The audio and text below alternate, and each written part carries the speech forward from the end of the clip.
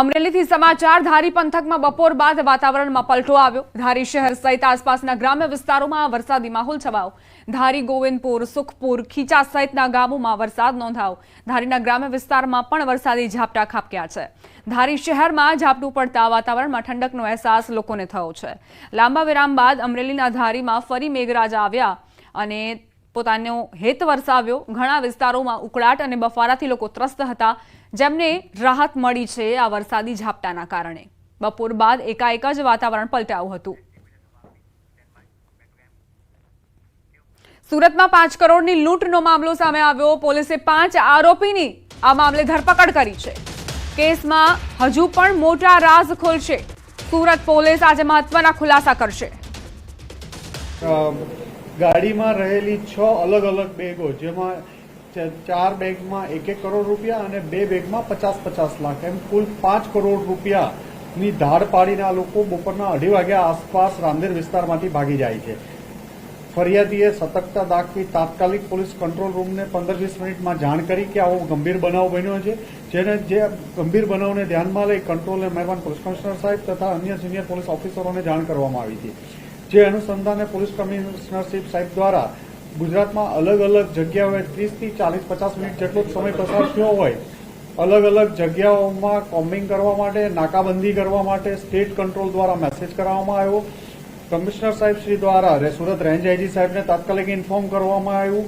વલસાડ, નવસારી, સુરત ગ્રામ્ય, તાપી, ભરૂચ, વડોદરા ગ્રામ્ય જિલ્લા એસપી સાહેબો સાથે વાત કરવામાં આવી અને તમામ જિલ્લાઓની પોલીસ ટીમો ફક્ત 40 મિનિટ કે 50 મિનિટમાં રોડ ઉપર આવી નાકાબંધી કરી દીધી હતી અને crime branch, SOG, PCB, local zone 5 સાહેબનો સ્ક્વોડ, રાંદેર પોલીસ સ્ટેશનનો ડિસ્ટાફ અને અન્ય પોલીસ સ્ટેશનના ડિસ્ટાફો તથા સુરત સિટીની તમામ પોલીસો નાકાબંધી કરી સુરત શહેરમાં પેટ્રોલિંગમાં રહેલા।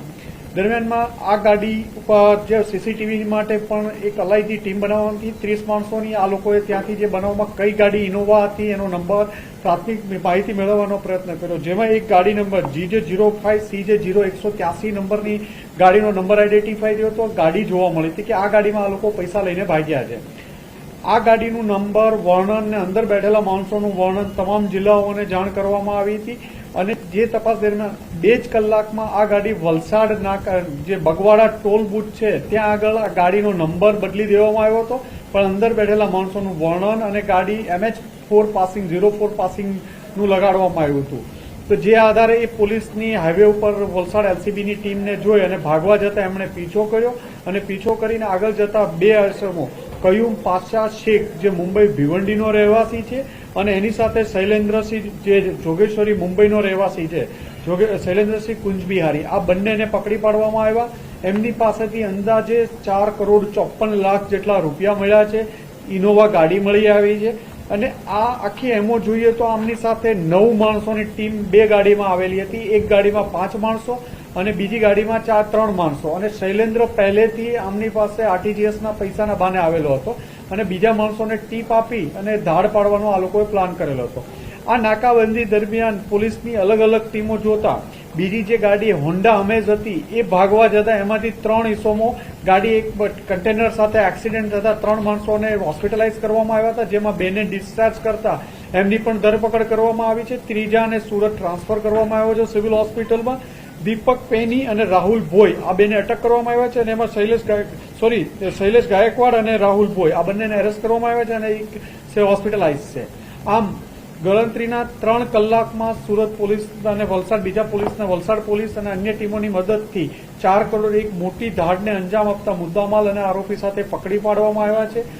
સૌથી સારી વાત આ કેસમાં કહેશું તો ફરિયાદીની સતર્કતાના કારણે એણે જે 30-35 મિનિટમાં પોલીસને ઇન્ફોર્મ કર્યા અને પોલીસ કમિશનર સાહેબે પણ સતર્કતા દાખવી સ્ટેટ કંટ્રોલ અને અલગ અલગ જિલ્લા સાથે કોર્ડિનેશન કરી અને આખું ઓપરેશન ફક્ત 3 કલાક, 2.5 થી 3 કલાકમાં પાર પાડવામાં આવ્યું અને ગુનાનો ભેદ ઉકેલી કાઢવામાં આવ્યો છે।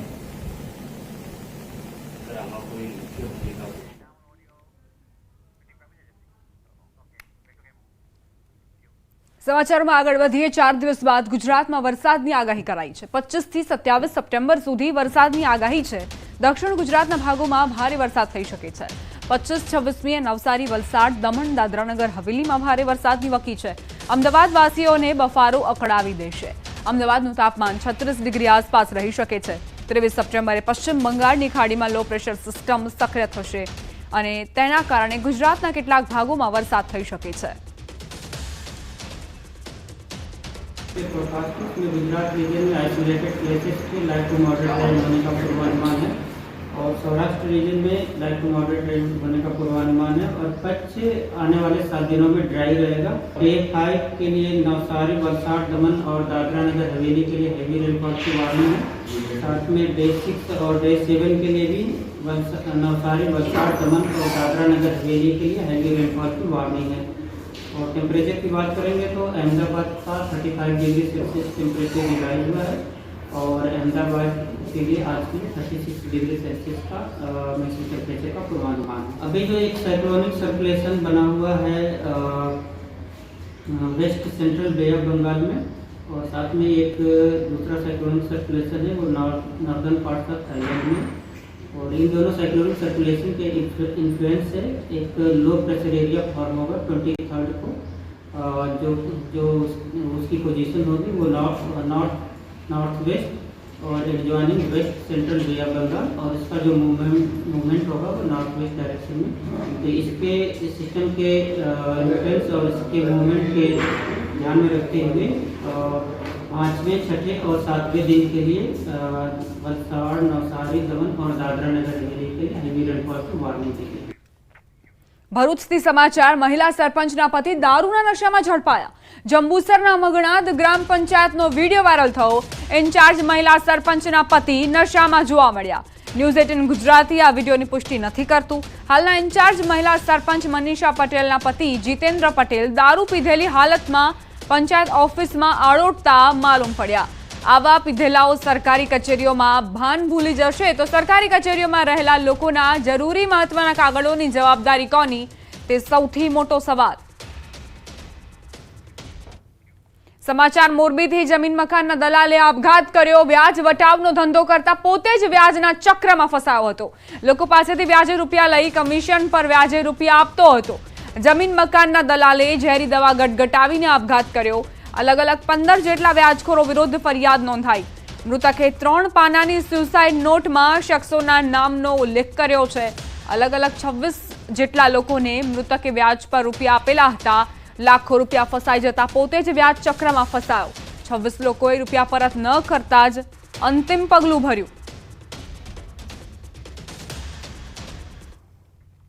રાજકોટમાં પરિવારનો સામૂહિક આપઘાતનો પ્રયાસ. ગુંદાવાડી વિસ્તારમાં 9 લોકોએ ઝેરી દવા ગટગટાવી.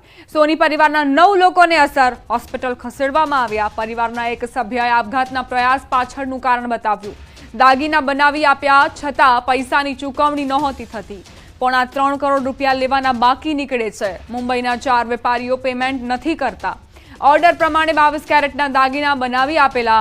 11 મહિનાથી વધુ સમય વીત્યો. પૈસા હજુ પણ નથી આપ્યા. વેપારીએ બેંકમાંથી મોટી લોન પણ લીધી હતી. હાલમાં